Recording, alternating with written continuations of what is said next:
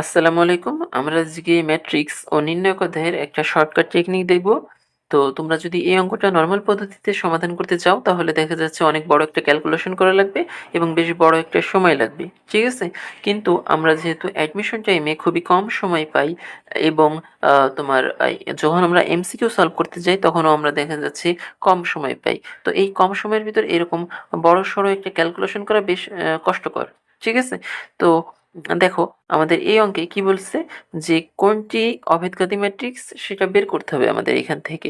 ওকে, আমরা নর্মাল পদ্ধতিতে জানি যদি এ একটা ম্যাট্রিক্স হয় তার উপরে স্কোয়ার করা হয় তাহলে যদি আই হয় তাহলে হচ্ছে আমরা সেটাকে কি বলবো, অভেদঘাতী ম্যাট্রিক্স বলবো। ঠিক আছে, মানে এ একটা ম্যাট্রিক্স তার স্কোয়ার করলে যদি একক ম্যাট্রিক্স বা অভেদক ম্যাট্রিক্স পাওয়া যায় তখন তাকে আমরা অভেদঘাতী ম্যাট্রিক্স বলবো। ওকে, তো এইটা যদি আমরা প্রত্যেকটার ক্ষেত্রে স্কোয়ার বের করতে যাই তখন দেখা যাচ্ছে অনেক বড় একটা সময় লাগবে আমাদের এবং বেশ বড় একটা ক্যালকুলেশন করা লাগবে।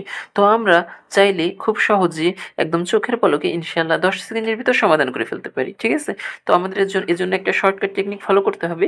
দেখো আমাদের এইখানে একটা বই আছে, বইয়ে আমাদের শর্টকাট টেকনিক লেখা আছে যে এই অঙ্কটা কিভাবে করব। ঠিক আছে, দেখো আমাদের 5 নাম্বার যেই রুলস লেখা আছে এটা হচ্ছে অভেদঘাতী ম্যাট্রিক্স চেনার শর্টকাট টেকনিক। ঠিক আছে, এখানে দেখো মূল শর্টকাট লেখা আছে। এই অংশটা ভালো মতো এখানে দেখা যাচ্ছে না সম্ভবত, এই কারণে আমি পাশে জুম করে লিখছি। ঠিক আছে, এই দেখো পাশে জুম করে লিখছি। এখন দেখো মূল শর্টকাট 2/2 ম্যাট্রিক্সের জন্য 2/2 ম্যাট্রিক্সের জন্য আমাদের দেখো 3টা নিয়ম লেখা আছে। ঠিক আছে, 1 2 3। ওকে, এইখানে দেখো আমাদের ফোকাস অ্যাডমিশনে শুধু 1+3 চেক করাই হচ্ছে দ্রুততম। তো তুমি অ্যাডমিশনে কি করবা, প্রথমে তোমার কাজ 1 নাম্বার চেক করবা। ঠিক আছে, এখানে a+d=0 হয় কিনা সেটা চেক করবা। যদি a+d= মানে যদি আমাদের একটা অভেদঘাতী ম্যাট্রিক্স হয় তাহলে a+d= অবশ্যই, অর্থাৎ এই যে এই a+d এটা অবশ্যই তোমার 0 হওয়া লাগবে যদি অভেদঘাতী ম্যাট্রিক্স হতে হয়। ঠিক আছে, কিন্তু বিষয়টা কিন্তু এমন না যে a+d 0 হলেই সেটা অভেদঘাতী হবে, ব্যাপারটা কিন্তু এমন না। তবে অভেদঘাতী হতে হলে অবশ্যই a+d 0 থাকতে হবে। ঠিক আছে, তো তুমি যদি দেখো পরীক্ষার সময় অথবা অ্যাডমিশনে তুমি যদি দেখো 4টে অপশনের ভিতর একটা অপশনে a+d=0 আসতেছে তাহলে তুমি চোখ বন্ধ করে ওইটাই দাগাই দিবা, ওইটাই হচ্ছে আমাদের সঠিক উত্তর, ওইটাই হচ্ছে আমাদের অভেদঘাতী ম্যাট্রিক্স। ওকে, আর যদি দেখো যে না তুমি একাধিক অপশনে a+d 0 পাচ্ছ, ঠিক আছে, তার মানে বুঝে নিতে হবে ওই, মনে করো কথার কথা 4টে অপশনের ভিতর 2টা অপশনে a+d=0 পাচ্ছ। তো যদি এরকম পাও তাহলে ধরে নিতে হবে যে আচ্ছা ওই 2টার ভিতর একটা হচ্ছে তোমার সঠিক উত্তর আর অন্যটা হচ্ছে ভুল। এখন অন্যটা ভুল সেটা কিভাবে চেক করবা, মানে কোনটা সঠিক উত্তর সেটা বের করার জন্য তখন হচ্ছে তুমি 3 নাম্বার চেক করবা। ওকে, প্রথমে 1 নাম্বার চেক করবা a+d=0 পাও কিনা। যদি একটা অপশনে a+d 0 আসে তাহলে ওইটাই হচ্ছে আমাদের সঠিক উত্তর। আর যদি একাধিক অপশনে a+d=0 আসে তাহলে আমরা 3 চেক করব। 3 নাম্বার যেই অপশনের জন্য সত্য হবে সেটা আমরা দাগিয়ে দিব। ওকে, আর যদি দেখি যে 3 নাম্বারেও আমাদের একাধিক অপশন সঠিক উত্তর আমরা মানে একাধিক অপশন মিলে যাচ্ছে তখন হচ্ছে আমরা 2 নাম্বার চেক করব। ওকে, তবে আশা করা যায় শুধুমাত্র একটা চেক করলে আমাদের অ্যান্সার মিলে যাওয়ার কথা। ওকে, আর যদি না মেলে তখন হচ্ছে আমরা 3 নাম্বারে যাব। তো যাই হোক, আমরা এই অঙ্কে আমাদের যে একটু আগে যে অঙ্কটা দেখলাম সেখানে আমরা 1 নাম্বার নিয়মটা একটু চেক করে দেখি। ঠিক আছে, এখন দেখো আমাদের 2 নাম্বার বি নাম্বার অপশনে একটু খেয়াল করো আমাদের নিয়মটা কি ছিল, a+d=0 হবে, অর্থাৎ প্রধান কর্ণ যেটা আছে এটার যোগফল 0 হবে। এখন তুমি কি দেখতে পারতেছো এখানে 4 প্লাস -4 = 0, তার মানে আমরা ধরে নিতে পারি এটা আমাদের সঠিক উত্তর হতে পারে। ঠিক আছে? এইটাই যে সঠিক উত্তর হবে এমন না।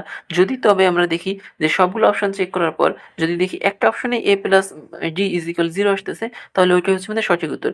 আর যদি দেখি না একাধিক অপশনে a+d=0 আসতেছে তাহলে আমরা হচ্ছে ২ মানে আমাদের ৩ নাম্বার যেই নিয়মটা ছিল ওইখানে, মানে ওই বইয়ে, তো ওই ৩ নাম্বার নিয়মটা চেক করব। ওকে? তো যাই হোক, বি নাম্বার আমাদের সঠিক উত্তর হতে পারে। এখন সি নাম্বার দেখি আমরা। দেখো সি নাম্বার যদি আমরা যোগ করি a+d, মানে অর্থাৎ 2 প্লাস -1 করি তখন কিন্তু আমাদের 0 হচ্ছে না। 0 কিন্তু হয় না। তার মানে আমরা বুঝতে পারতেছি সি নাম্বার আমাদের উত্তর না। ওকে? আমাদের বি নাম্বার অবশ্যই উত্তর হতে পারে। তবে সি নাম্বার উত্তর হবে না। এখন ডি নাম্বার দেখো বলা আছে a, d, মানে a অথবা a, b, অর্থাৎ a, b ২টাই উত্তর কিনা সেটা চেক করতে হবে। এবং আমরা জানি যে i² মানে এটা তো একক ম্যাট্রিক্স বা অভেদক ম্যাট্রিক্স, তাই না? তো i² অলওয়েজ i হবে। তার মানে এটা অবশ্যই, অর্থাৎ I ম্যাট্রিক্স অর্থাৎ একক ম্যাট্রিক্স বা অভেদক ম্যাট্রিক্স তুমি দেখবা সেটা আমাদের অবশ্যই উত্তর হবে। ঠিক আছে? তো দেখো এ এ এবং বি ২ টাই উত্তর। তার মানে আমরা বুঝতে পারতেছি এখানে আমাদের সঠিক উত্তর হচ্ছে আসলে ডি নাম্বার। যেখানে এ, বি ২ টাই দেওয়া আছে। এখন তোমাদের মনে প্রশ্ন আসতে পারে যে এরকম যে এই যে আমাদের যে নিয়মটি শিখলাম শর্টকাট নিয়ম a+d = 0 হবে। তো এইখানে যদি a+d করি তাহলে আমাদের তো 0 হয় না। 1 + 1 0 তো হয় না। এটা তো 2 হয়ে যাচ্ছে। ঠিক আছে? তো এইজন্য আমাদের আ মানে তোমাদের মনে এরকম প্রশ্ন আসতে পারে। তো এখানে তো নিয়মটা খাটতেছে না। ঠিক আছে? তো এইজন্য দেখো আমাদের বইয়ে পাশে একটা শর্ত দেওয়া ছিল। a not equal +- i অর্থাৎ a যদি তোমার একক ম্যাট্রিক্স অর্থাৎ A যদি একক ম্যাট্রিক্স হয়, ঠিক আছে? মানে অভেদক ম্যাট্রিক্স হয়, তাহলে এই নিয়মটা খাটবে না। এই নিয়মটা তখনই খাটবে যখন A হচ্ছে +- অর্থাৎ একক ম্যাট্রিক্স না। যখন একক ম্যাট্রিক্স না তখন এই নিয়মটা খাটবে। আর যদি একক ম্যাট্রিক্স হয় তাহলে তো কোনো চিন্তা ভাবনার দরকার নেই, কোনো শর্টকাট টেকনিকেরও দরকার নেই। ওইটাই আমাদের সঠিক উত্তর যদি একক ম্যাট্রিক্স হয়। ওইটাই আমাদের তোমার অভেদঘাতী ম্যাট্রিক্স। ঠিক আছে? তো এখানে তার কোনো নিয়মকানুনের প্রয়োজন নেই। সেম এখানেও একটা শর্ত বলা আছে। আর এখানে দেখো এটা সর্বদা সত্য। ঠিক আছে? এটা যেকোনো ম্যাট্রিক্সের জন্য ২ নাম্বার সত্য। ঠিক আছে? তো যাই হোক, আশা করি বুঝতে পারছো এটা হচ্ছে আমাদের শর্টকাট টেকনিক ছিল। আমি তোমাদেরকে এইখানে ম্যাট্রিক্স ও নির্ণায়ক অধ্যায়ের যেই শর্টকাট টেকনিকের বইটা দেখালাম, এই বইয়ে তোমাদের যাবতীয় যত ম্যাট্রিক্স অধ্যায়ের যাবতীয় যত শর্টকাট টেকনিক আছে সকল টেকনিক কিন্তু এখানে লিখা আছে। সকল নিয়মকানুন কিন্তু এখানে লিখা আছে। ঠিক আছে? তো তোমরা চাইলে এই বইটা কিনে নিতে পারো। এই বইটা যদি কিনে নাও তাহলে তোমাদের সুবিধা হবে এরকম যে মনে করো তোমাদের অ্যাডমিশন টাইমে অথবা ম্যাথে যখন এমসিকিউ সলভ করো তখন দেখা যাচ্ছে নরমাল পদ্ধতিতে সমাধান করতে গেলে তোমাদের বেশ বড় একটা ক্যালকুলেশন করতে হয় এবং অনেক সময় চলে যায়। ঠিক আছে?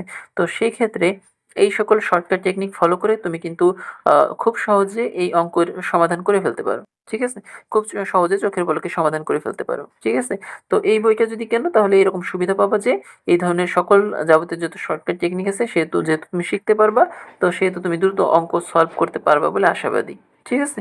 তো যাই হোক, এই বইটা হচ্ছে একটা পিডিএফ বই। এই বইটার দাম হচ্ছে মাত্র ৳৪০। তো তোমাদের মধ্যে যদি কেউ কিনতে আগ্রহী থাকো তাহলে এই বইটা কিনে নিতে পারো। এই বইটা কেনার জন্য কি করবা? এই বইটা কেনার জন্য দেখো যে কমেন্ট বক্স অথবা ডেসক্রিপশন বক্সে অবশ্যই ইনশাআল্লাহ লিঙ্ক দেওয়া থাকবে। তো তোমরা চাইলে ওই লিঙ্কে ক্লিক করে বইটা কিনে নিতে পারো। ঠিক আছে? অথবা অথবা এইখানে যে কিউআর কোডটা তোমরা দেখতে পারতেছো, এই কিউআর কোডটা হচ্ছে তোমরা স্ক্যান করেও বইটা কিনে নিতে পারো। ঠিক আছে? বইটার দাম কত? বইটার দাম হচ্ছে মাত্র ৳৪০। তো আমাদের এই ভিডিওটা এই পর্যন্তই। সবাইকে ধন্যবাদ।